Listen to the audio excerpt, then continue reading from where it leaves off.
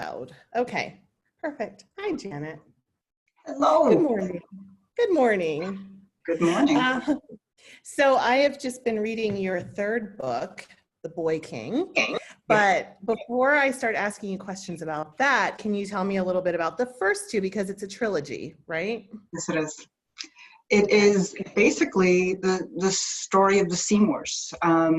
Nobody talks about them, or rather, we talk about them, but only in the context of talking about other people. Like Jane is almost a footnote in Anne Boleyn's life. Edward Seymour, not really paid much attention to, and even Edward VI. We see all of the stories, Tom Seymour killing the dog, Edward Seymour, hurting him and trying to kidnap him and take him to Windsor, Northumberland manipulating him. Nobody's telling it from their points of view. And I think that they're the most fascinating dynasty. They were the central dynasty of the Tudor era when you really get right down to it. So I'm focused on them. Yeah, and so your first book was about Jane and you told her story. Yes. And then you picked up with her brother. So do you want to? The path to Somerset was the bridge between Jane and her son. It took us through Henry VIII's crazy years, and his second set of 3 wives, and just kind of painted a picture as to what the court became in that type of environment. So the path to Somerset was named because at the end of the book, Edward Seymour becomes Lord Protector and names himself Duke of Somerset. So this was how he got there.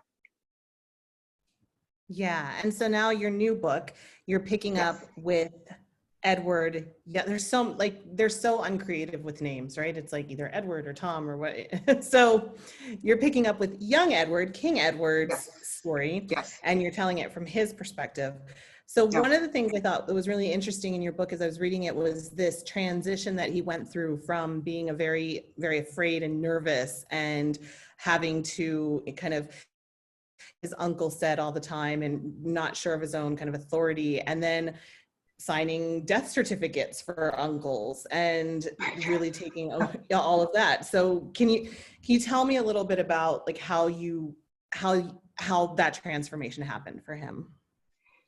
That he really had no choice. I mean, here was this 9-year-old boy thrust into a role that I don't know that anyone is ready for at any age. And so here he was 9 and really just, I mean, this poor little kid. I mean, we know that he was like all like, stiff and buttoned up and he was just trying to do his best. And, people were manipulating him and lying to him at all times. That was actually kind of difficult to show because what we have here, what we call it in the writing trade, is an unreliable narrator, meaning that we're getting the story from somebody who understands the story differently than the reader needs to understand the story. So we can see that Edward is being manipulated, but he can't.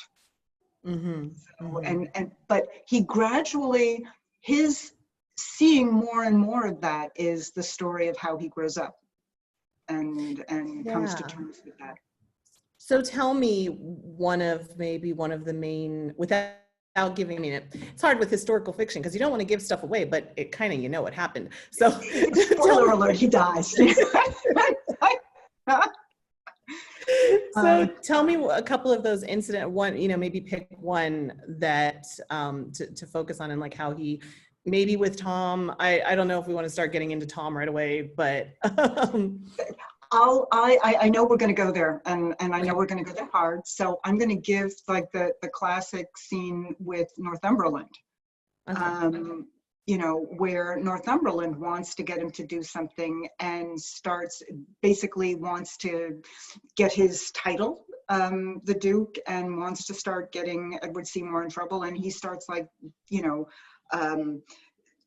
looking a little bit sad, and Edward asks him what's going on. And he's like, oh, you caught me again. You are just so smart. You catch on to all of this stuff. And so Edward feels like he had to draw it out of him, but Northumberland was clearly playing him. And that's one of the things that we can see. So that was an easy one. And his tutor seems to play a big role in teaching him a lot of this. And you have a big role for him in the book. Can you tell me a little bit about that? I did give him more of a role at the beginning than at the end, because what Northumberland kind of did was try to separate him out. So at the beginning, Edward Seymour Thomas, his uncles tried to separate him from other people, because the classic way to advance was to get in close with the king. So they tried to keep him separate there. And then later on, Northumberland tries to keep him separate from the people who had been his closest advisors. Edward doesn't really see it. He kind of mentions it a couple of times, like, you know, Cranmer. I really shouldn't ask about him. Northumberland said I shouldn't ask him about this. And the same thing with Czech. Northumberland kind of allows him into Edward's life with the proviso that Edward not share state secrets and stuff like that, because that's part of his being isolated. So, but yes, I love Czech. He was a really helpful to get Edward to transition into his leadership role, and give him the dog. And right, and give him the dog, because nobody kills an innocent dog. I love that line. So I also wonder about his relationships with his siblings, with Mary and with Elizabeth, because of course early on he was so close with Elizabeth, and and then he started suspecting her, and tell me a little bit about how all of those different relationships with Mary and with Elizabeth worked. Edward was really close with Mary as a child. Mary was a secondary mother figure. Catherine Parr was his main mother figure, but he was always close with Mary, and much closer in age with Elizabeth, so it was a slightly different relationship. And then once he got to the throne and Mary just wasn't moving forward with reform quite as much as he needed everyone to do, and that quickly became a point of contention, because that was one of the few things he really cared about, and it was the one point that she was not ready to give in on. Elizabeth was much easier. Elizabeth was, you know, the proper princess, with that other little exception when there was an issue. But I think that he would have, and certainly the boy that I drew, felt more sympathy towards Elizabeth because of what happened with Thomas Seymour than separation. So. Okay. And then, I mean, with Mary, in terms of there was actually like the escape plot and everything like that. Can you tell me about what was going on with her personally and what kind of position she was in at that point? Oh, she was in a horrible position. Basically, they kept on trying to take the mass away from her, and she was just not going to have it. Somerset protected her. Remember that Jane and Mary were really close at the beginning, and there had always been that close relationship there. And Somerset had essentially promised Spain that Mary would be allowed to continue to worship, at least while Edward was a minor. And Edward kept on having more and more of an issue with that, and Somerset wasn't moving. Northumberland tried to move, and everybody really tried to push her to it, and she almost left. And then, I don't want to say chickened out at the last moment, because that sounds judgmental, but she thought better. She got nervous at the end, and she didn't really want to leave. She really hoped that she would be able to stay. But that was, you know, can you imagine? Like a middle of the night dash to the boats. Right. Yeah, I just can't. And I loved the way you painted that chapter and that picture of her thinking about it, and will she stay or will she go, and everything. That must have been, yeah, I can't imagine what would have happened. That's one of those like what ifs, if she had escaped and gone to Spain. Yikes. Oh, like the whole alternative history thing, you can just like spin off, because then you know, you don't want somebody foreign to come back and rule the country, so maybe Elizabeth would have taken the throne and maybe there wouldn't. Oh, it all goes on. Yeah. Yeah. No, that's really interesting to think about. Okay, so, and then the one thing also you brought in a lot was his diary. Now he's so unique because we have that he wrote, which is very, very rare for monarchs. Right. And so tell me a little bit about his diary. And well, I think that's a good question to start with. Tell me about his diary. So I definitely knew that I wanted to incorporate the diary entries. And the biggest one that I had to incorporate and needed to, especially because it was the one that needed to be overcome, was the one that gives us the view of this poor kid as cold, heartless, and cruel, which is, you know, his famous, the only thing he said about his Uncle Edward was, the Duke of Seymour had his head cut off on Tower Hill at 9 o'clock this morning. Oh my goodness. And people have used that to say, as I said, to say that he was cruel. And I see that instead as I see overwhelming emotion behind that. And the only way, you know, sometimes when you're that flooded, the only way that you can get through it is to just be stark. And it was shortly after that that he stopped writing his diary, that he just, you know, that's it. I don't need to remember all of this stuff after that. How did he start writing the diary? Why did he start? Do we know anything about that? That was actually completely Czech's idea, as a way to remember, to reflect, to practice his handwriting, it's almost like our morning pages of today. What's going on and what am I thinking about it? But he started it, you know, and I used the actual entries where I could, cleaned up a little bit for modern times. He did start it with this whole, you know, a prince was born to Henry VIII and his wife Jane Seymour, and he did start it with like this big, you know, as if this was going to be a major undertaking. Mm-hmm. So, do you do morning pages? You said they're like our morning pages. I did for a while. And then I just, I don't do them anymore. I enjoyed it, but I go for the actual writing instead of the blanker stuff. That's fun. Do you? No, I do. I got a diary for my birthday when I was 7, and I've kept that diary every day since then. And because I secretly would like to someday be like Samuel Pepys and have somebody like read my diary. But I started doing morning pages then when I read the Julia Cameron book, because that just seemed to. But exactly. I have a diary from when I was 12, and I sincerely hope that nobody ever publishes that. Yeah, no, I don't know that I necessarily want it to be published, but I just think it would be really fun to show my grandchildren someday. Not my child, but my grandchildren. Right. Too soon. Yeah, exactly. Too close not far enough removed. Okay, so yeah, right. I kind of want to ask you about your writing process now that we started talking about that. What's your writing I didn't send that question to you and I'm springing it on you, but tell me about how you get into these characters and your process. I am a big fan of NaNoWriMo.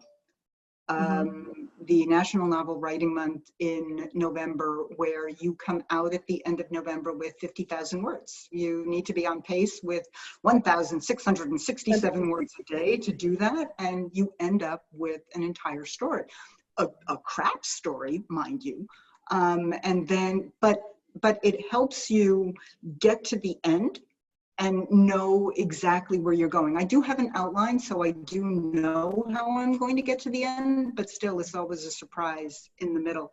And then once I have that, I go, I'm in a bunch of writing groups, critique groups, and I go scene by scene through the writing groups, and, you know, one gets it, then a second one, and, you know, I just kind of refine it based on their suggestions.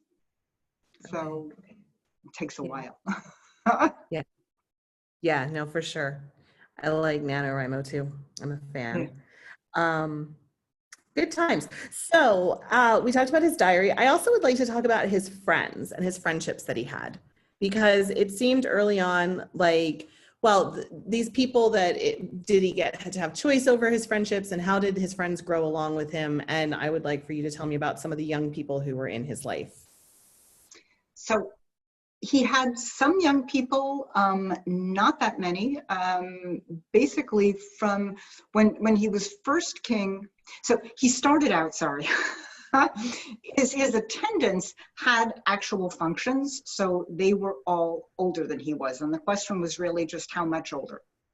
So his obviously favorite ones and his friends were the ones that were closest to his age, but those were still a good 7 to 10 years older than he was. And then you had the much older ones. You had his true friends were the ones who were schooled with him, and who were in the classroom, and that was the Brandon boys, and other sons of noblemen that Henry just put together for him, and those kind of stayed with him throughout. And it was well, the Brandon boys died, but but you get what I'm saying. It Barnaby was the most famous one that comes down to us, his whipping boy, because you couldn't hit the king when he did wrong, so you just had to hit one of his friends. Yeah. Barnaby, the chosen recipient of the punishments. Yeah, I remember that scene where you said like the words hurt people, and he swore, and Barnaby got whipped for the swearing, and it's like, now you'll see how words hurt people. Right. Yeah. So, but oh, sorry, go on. I did, because one of the things that occurred to me is that one of the things that I did with Barnaby is he was a kid. This was a king who was a kid, so I did have a couple of examples of, like, the big one of him doing the kind of thing that you would expect a 9-year-old boy to do, which is find out information by hiding behind the tapestries in Hampton Court's Great Hall. I mean, he must have done it. Right. That is an invention, but come on, he did it. Yeah. I have no doubt in my mind that at some point he was behind those tapestries. That's funny. You can just picture that. Yeah. So religion, because this is the great period of the altars, like Eamon Duffy calls it. And we talked a little bit about it with Mary, but tell me a little bit about what happened with, and this is a little bit outside your book, but I'm just how he saw religion, how he differed so much from his father with his view of paintings and music and everything like that, and kind of what he instituted as a policy in his short reign. Right. So Henry was Catholic. Let's face it. Henry's only quarrel with Catholicism was the Pope being entitled to give his opinion as opposed to Henry, and Henry wanted to keep his church Catholic, essentially. Edward VI, when Catherine Parr came on the scene, Edward was like 4 or 5, and Catherine Parr was allowed to appoint all of his tutors. And Catherine appointed much more reformist people than anything else. And Henry kind of knew that, but he just wasn't ready himself to move on, because remember, Henry VIII was the second son who was supposed to be destined for the church. Henry thought that he was going to be a cardinal or pope later, when he was a kid. And so actually he became pope. By making himself pope as king. Edward was different, brought up in reform, and that's really where he wanted to go. And then, of course, Mary and Elizabeth, they really had no choices in their religions either.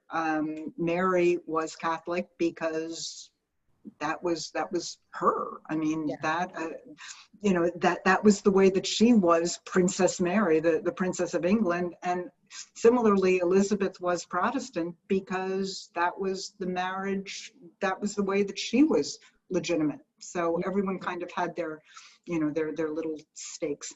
Yeah, I just think it's interesting that the person who was the son of Jane, who was sympathetic towards the Catholics, and Henry, who never actually was Protestant, would have seen the reign in which we see so many choir books destroyed and so many paintings destroyed and stained glasses destroyed, stained glass windows and all of that. I just have an irony that that happened with this. Yes. Yeah. Yes. And he would have gone further. He would have gone a lot further. Yeah. It's a tragedy.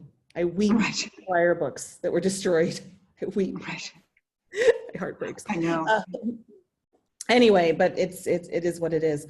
Okay, so then let's talk a little bit about Catherine Parr, because you brought her up, and it's Simon. I have to say, the whole Tom drama, I just think it's a funny drama. That's all. I love it when you stood up there at TudorCon and said, an innocent person doesn't kill a dog. And, you know, I think it's hilarious.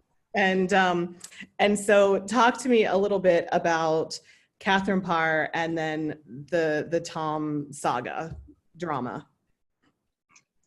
Catherine Parr, I love Catherine Parr. She questioned her judgment, but I do see how Tom Seymour can be was really an important and compelling character. So I really can't blame her. This was a woman who was married to 3 old men, Henry VIII, and finally she had an opportunity to marry somebody her age and somebody that she had loved and intended to marry before Henry. So I can't blame her at all.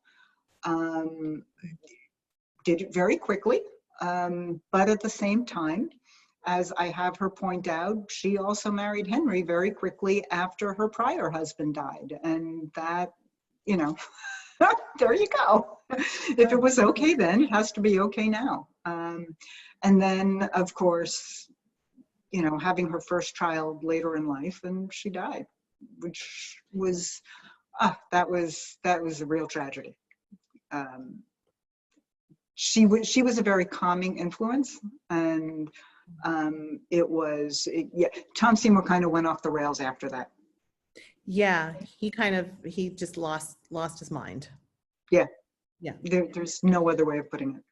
Yeah. So tell me then about, because that's almost sort of then the downfall of this dynasty that you talked about, you know, this very important dynasty of this period was within just a short amount of time, we lose the 2 brothers. And so can you tell me a little bit about how that would have happened and how he went? Sorry. Oh, I see Hannah's showing up. That's okay. Put it by the laundry. Sorry. So on Henry's death, Edward became Duke of Somerset, Lord Protector, and Tom became Baron Seymour of Sudley and Lord High Admiral, which there was a little bit of a twist there. The person who had been Lord High Admiral before him was John Dudley, who became the Duke of Northumberland, and John Dudley did not want to give up the admiralship. So right there, you kind of set the seeds for that, for that resentment. And Tom resented that he was not given more power, more responsibility.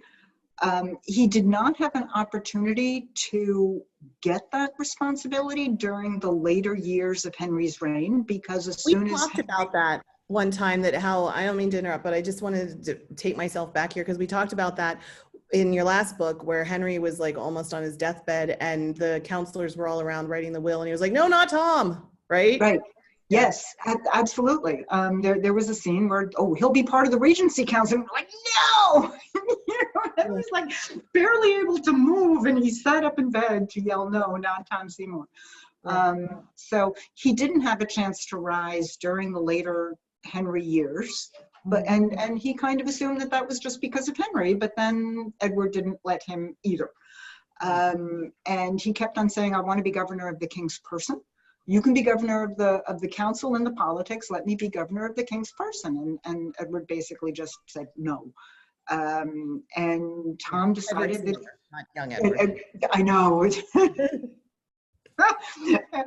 For book 2, The Path to Somerset, Edward was Edward Seymour, and I only ever referred to Edward Tudor as the prince, the boy, and now in The Boy King, Edward is Edward VI and Somerset. So yes, right. But so Tom resented it, and this was his chance to fix it, and he was going to get hold of the king almost as if he were the talking stick. Whoever held the king held the power. And so that's what his plan was. He wanted to get physical control of Edward. And that was what he was trying to do then when a few months after his wife died, and he said he was checking for the security. And tell me about that. He broke into the castle. He had keys to every room in the palace, and he broke in the middle of the night at literally middle of the night, 1 or 2 o'clock in the morning, and was able to get all the way to the antechamber of the king's bedroom. And nobody noticed because he used the back hallways that were locked, and nobody could imagine that this would happen. And the only thing that stopped him was the king was sleeping with his dog. And the dog heard what was going on, started barking, and Tom Seymour killed the dog to stop it from barking. Yeah. Now, Rebecca Larson will tell you, we don't know that it was Tom that killed the dog. He did bring a servant. It could have been the servant who killed the dog. For my purposes in the book, I'm sorry, it was Tom, because I needed to justify how a 9-year-old boy would feel okay killing his uncle. So it had to be Tom. But even if it wasn't Tom, I'm sorry. If you're really, he tried to say, I was just testing security. But if you're really testing security and the dog starts barking, you applaud. And you're really happy. And everyone who's with you is really happy that the dog is barking. It's like, oh, fine. Somebody was on the ball. So the fact that we had a dead dog, I'm sorry, that's guilty. And that's what got him executed. Mm-hmm. All right. And then what was Somerset's downfall? Well, you would think Somerset tried the same ploy. He also took hold of Edward and brought him to Windsor Castle, where it was more fortified, because the council, led by Northumberland, who was still Warwick back then, but with all the name changes, let's just call him Northumberland, brought Edward away, and he got kicked out of his role as Lord Protector then. But he started to come back, and he started to get more influence back with the council. The country loved him. Because, and you talked about Kett's rebellion and the land enclosures and everything like that. All of that. I mean, Edward Seymour turned out to be the Bernie Sanders of his day, and the nobles really didn't appreciate that, because it was the whole issue of the enclosures was costing them money, and they didn't like that. So he was considered a danger, and as he started to gain more popularity, Northumberland just said, okay, that's it, and invented essentially a plot that sent him to the block. Right. And yeah, there was one horrible twist in there, is that he was he was acquitted of treason, but found guilty of, I think, felonious intent, which, treason is only against a king, felonious intent, because he supposedly was after Northumberland. That also carried the death penalty. Edward sent a note to the council so that they would deliberate what the sentence should be, and someone tampered with the note. And where the king had written, so that by his punishment, example shall be shown to others, and somebody wrote in by his punishment and execution. example shall be shown to others. So the council voted on that, and he was executed. Hmm. What a shame for Edward to have lost all of these people who were so important in his life. And then so shortly after that to have died himself. I mean, you know, to feel betrayed by uncle after uncle and then by his own body. Mm-hmm. So that was just, it was heart-wrenching, really heart-wrenching. How was it for you writing that? It was tough. It really was, to try to get into just what must have been going on, to do all of that. And it was really, but because I had my unreliable narrator, I was really focused on the details and showing the details of what was going on. And that made it easier because by really getting down to that level, you get into it much more. Yeah, you're more in the weeds and you're not seeing the... Right. Yeah. Okay, well, I have kind of run out of questions. So I'm going to unmute everybody, or just kind of give people the chance if they want to ask questions. Let's see. I think what I can do is mute participants. No, I don't allow participants to unmute themselves. There we go. And so there we go. So people can unmute themselves now. I'm going to take off all of those restrictions. So if people have any questions, please feel free to ask them, or comments.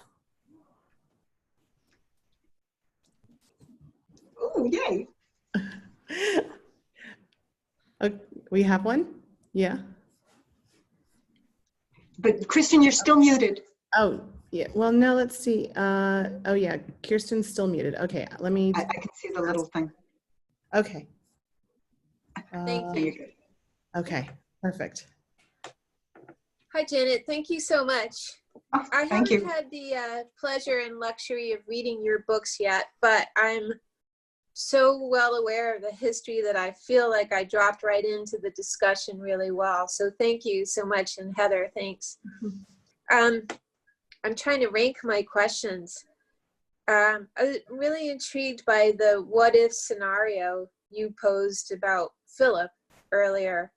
And it led me to just wonder sort of, we don't have to go down a rabbit hole, but he must have learned about some commonalities between England and Spain when he was there, right?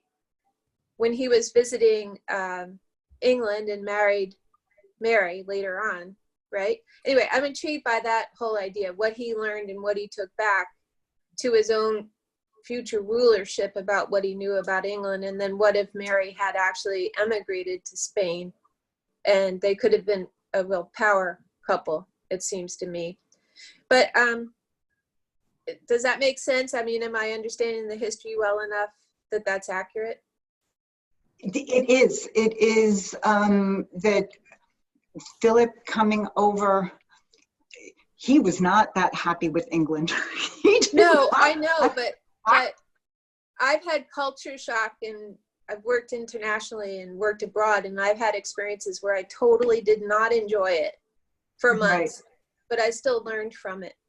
Do you know, and this is why people go on quests or, you know, cultural exchanges. Anyway, I just want to just throw that out there as an idea, but I'm really intrigued by the discussion about the differences and experiences and the context in which these rulers grew up. And I'm curious, how aware do you think Elizabeth was of Edward's experience? Because she was such a sharp cookie.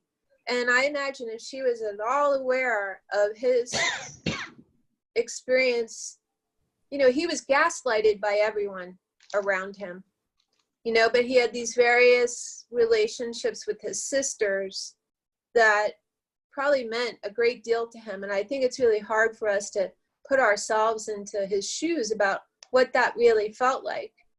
You know, the tensions of having siblings who are also your potential competitors, and you're raised in really different paradigms.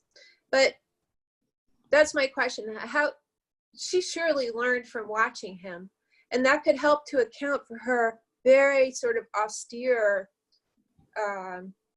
policy making and her reticence about making really hardcore decisions. So here's the thing about Elizabeth, that she was around Catherine Parr. And she was around Catherine Parr during the time that there was this whole incident towards the end of Henry's life where Gardiner comes after her and gets Henry to sign the arrest warrant. But Henry is doing this kind of sneakily, and I dealt with this whole thing in The Path of Somerset, and he makes sure that Catherine finds out about this so that she has an opportunity to apologize and everything is okay. Elizabeth was one of her ladies when she saw the original arrest warrant. So we're always saying that, oh, Elizabeth was warned off of marriage because of what happened to her mother, because she saw what happened to Catherine Howard when she was 8, because of the whole thing with Thomas Seymour. But also because of that incident, she was right there with Catherine Parr. So she saw, I mean, that was just another thing, another reason that Elizabeth was terrified of marriage and giving anyone control over her. And marriage meant that whoever you married would have control over you. So that was basically it. It is, and you see that she was so smart. I believe that she saw absolutely everything. And I think that one of the proof of this is that when Edward died, Northumberland tried to get Mary and Elizabeth to come to London so that he could get his hands on them and make sure that, you know, if he had done that, we'd have a very different story right now. But Mary, you know, fled because she was warned. Elizabeth was not warned, but she was smart enough to just pretend that she was sick. She was like, ooh, I'm not feeling well right now. She knew. I mean, there were a couple of little hints, like the fact that Northumberland married his son, Guilford, to Lady Jane Grey shortly before then. That was a little bit of a hint right there that something was going to be happening. And she was just not taking chances. She just said, oh, and also because about 2 months before, she had gone to visit him because she was worried, and Northumberland turned her away.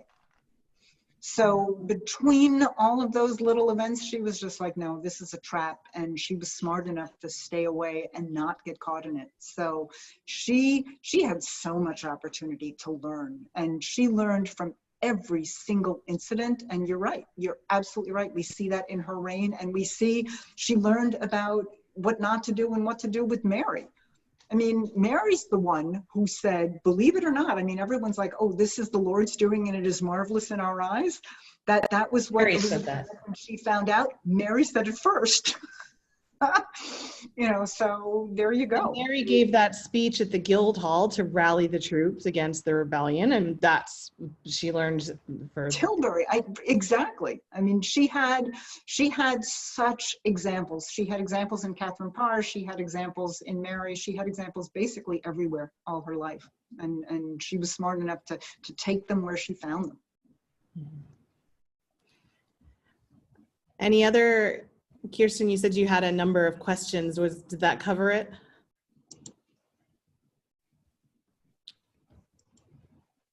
Oh, I guess she's muted herself again, so we'll think so. Oh yeah, you're still muted. I'm not sure. I don't think I did that. Technology, right? Well, if she wants to come back on. Wait. I see a question in the chat. Yeah, exactly. So I wanted to read that from Lisa. Said, did Henry influence Edward to be so religious? Yes and no. We talked a little bit about this before. I think that Henry did not influence Edward to be reformed, but I think that religion was certainly central in Henry's court and in Henry's mind. I mean, it was basically Henry's hobby. Henry would spend his time during, the second, third, the second half of his three wives. He spent all of his time really trying to refine what he believed, what he wanted people to believe, what he wanted the Bible to look like and not look like, and just everything. That was what he cared about more than anything else. And I think that kind of focus and attention would have rubbed off on Edward as well. So yes, I do believe that he influenced Edward to be that religious, but not intentionally reform. So that's where I come out on that one. Sure. Okay. Are there any other questions? You can either put them in the chat or you can unmute yourself and ask. I think, yeah, I allow people to unmute themselves. So you can either unmute yourself and ask, or you can type it in the chat. Janet, it's Karen. I'm sorry, I don't have a pic. I'm just verbal today. I'm sort of a dinosaur bonking along in modern times. I was curious as to what you thought that Edward's cause of death was. Something with his lungs. Here's the thing. I know that there are a bunch of people who have their theories back and forth, and we have better ideas nowadays, but when you look around and you see that Henry's older brother Arthur died of some, with some lung involvement at the age of 16. Henry's illegitimate son, Henry Fitzroy, died of some sort of lung thing at the age of 16, and then Edward VI dying from some sort of lung thing at the age of 16. It's so, that it's some sort of genetic issue. So it was not, I don't think it was tuberculosis. I think some sort of genetic predisposition. He also did have like measles and smallpox, in very mild case, a little bit before, so that would have weakened him. But it was a horrible death, which I didn't focus on how bad. I let you know that it was terrible, but he would have been focused on the larger picture, and there was really no reason to just keep on talking about how bad it was for him. I mention it here and there in like small details, that just walking on stones starts to hurt his feet. I mean, just little bits and things like that. But that poor kid, what he went through. With Northumberland trying to keep him alive long enough to get all of the changes through the council. He was giving him a little bit of arsenic. Oh God, yeah. It's almost like, okay, I got it ready. Now you can let him die. Exactly. It's like, well, okay, this is through the council, this is through the court, and okay, now I've got my framework in place, and go. Poor thing. Yeah.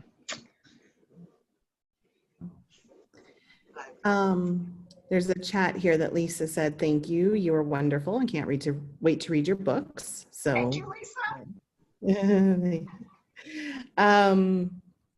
If there aren't any other questions, we've gone on for 45 minutes here, which is good. They really are wonderful. Yeah, your books really are wonderful. So thank you.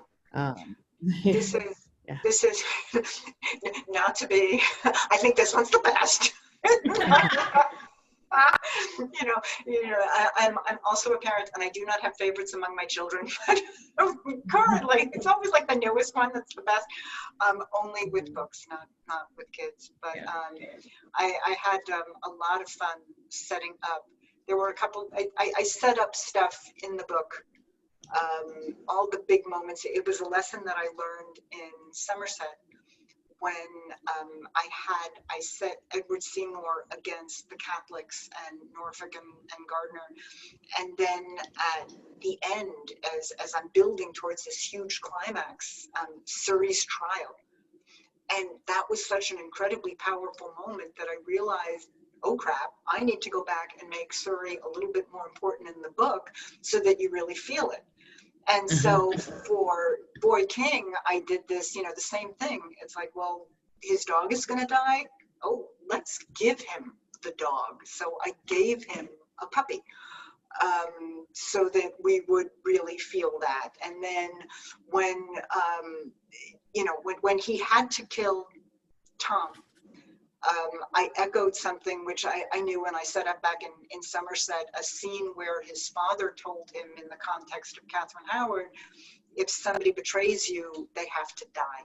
You don't have a choice. So I had set that up. And then I set up the scene with Somerset because at the time of Tom, Somerset signed the death warrant for Tom Seymour instead of Edward. So people always say, how could Edward Seymour have signed his own brother's death warrant? And the answer is because the only other person who would have been able to sign it was a 9-year-old boy. So that was a kindness that he was doing. But so in that moment, I had him look at Edward and point his finger and go, the next time you are presented with a death warrant, you're going to sign it. I agree. Your first one should not be your uncle, but you sign. You promise me you're going to sign the next death warrant that's put in front of you, and then we know whose that was. So I had fun layering. Let's just put it that way. And when does your book come out? It's available for pre-order right now? For pre-order right now, it comes out on September 30th, in time for TudorCon, or for the online version of TudorCon. Online equivalent. I'm so disappointed that we're not going to be able to do that live. I had such a good time last year. I did too, but it will be even better next year. Next year will be even better. 2020 just seems to be the year where like nothing's happening. So. Excuse me, I'm getting divorced. Something's happening. Oh, I'm sorry.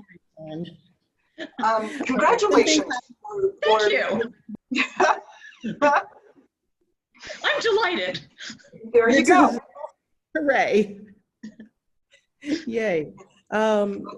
Perfect. All right. And people are saying thanks for the great talk. Okay, so we've gone up here. Oh, and grades. Yeah. I can't. Oh, good. Thank you. Okay. I think it says good luck. I can't. Oh, I can't unmute. Oh, I'm so sorry. Thank you, Kirsten. I appreciate it. Thank you for trying. Awesome. All right. On that triumphant note, I think we'll just go ahead and end this. Okay. So thank you everybody for participating. Thank you, Janet, for being here and for writing such lovely books. Yeah. Thank you guys for showing up. This was fun. All right. Thanks. Awesome. Perfect. Thank you so much, guys. Have a great rest of your day. You too. Bye now. Bye-bye. Bye-bye.